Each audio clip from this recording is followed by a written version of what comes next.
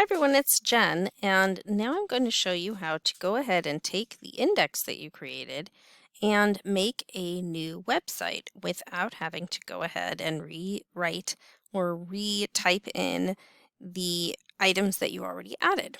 So I have my index file here. I'm going to go ahead and open it up. There it is. It's a text file.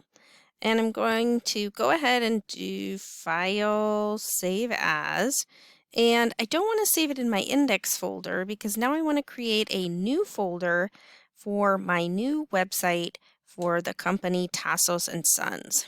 So I'm going to head back to my HTML Lab 1 and I'm going to create a new folder and I'm going to call it Tassos.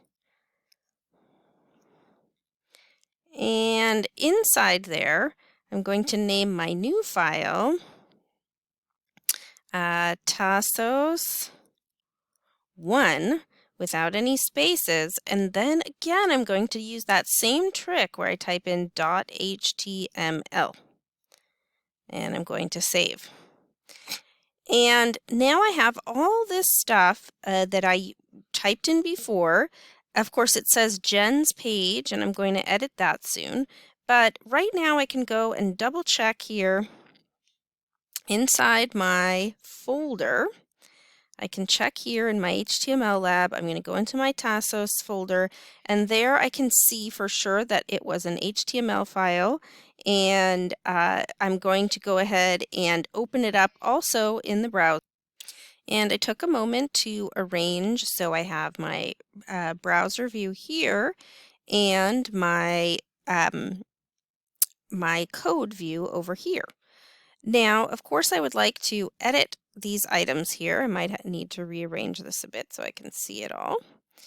And the first thing I want to do is change the title of the website. So this is going to be called Tassos and Sons. I'm just going to select that and type over it, Tassos.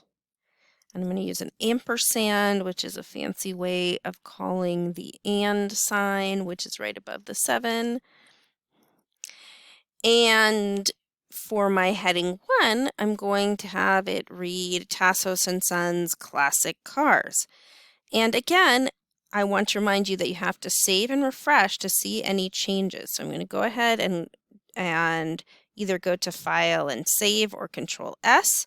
And then I'm going to head over here and hit refresh. And there I can see that now I have this new web page. I have a new title and a new heading 1. Now I'm going to make a few more edits. I'm going to add some heading 1s, heading 2s.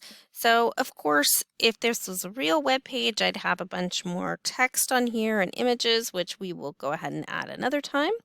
But I'm going to add in a heading 2 that says Care and Repair.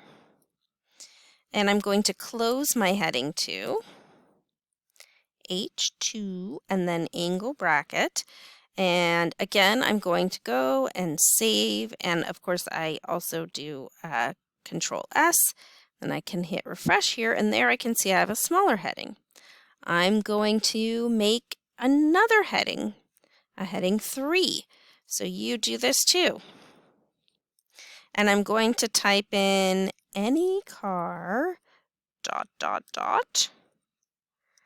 any look, ...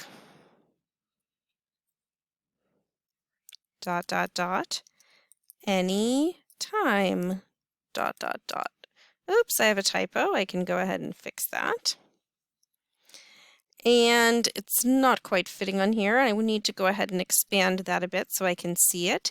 I'm going to make this a heading 3. Now, did you notice the mistake I made? I did not put my backslash, so I need to put my backslash in there. I need to go ahead and save. I'll go ahead and close this up a bit. And I'm going to hit refresh, and there's my heading 3, even smaller text. Lastly, I added in a line of paragraph text. So this is the regular size text. It's not a heading, and the tag for this is using a P rather than a heading tag. So that will be regular paragraph text. I'm going to go ahead and save that and head over here, hit refresh. Ta-da! We love fins. because a lot of those old-fashioned cars had fins on them as the design. So in the next video, I'll show you how to go back into a file once you've closed it and edit it one more time. See you then.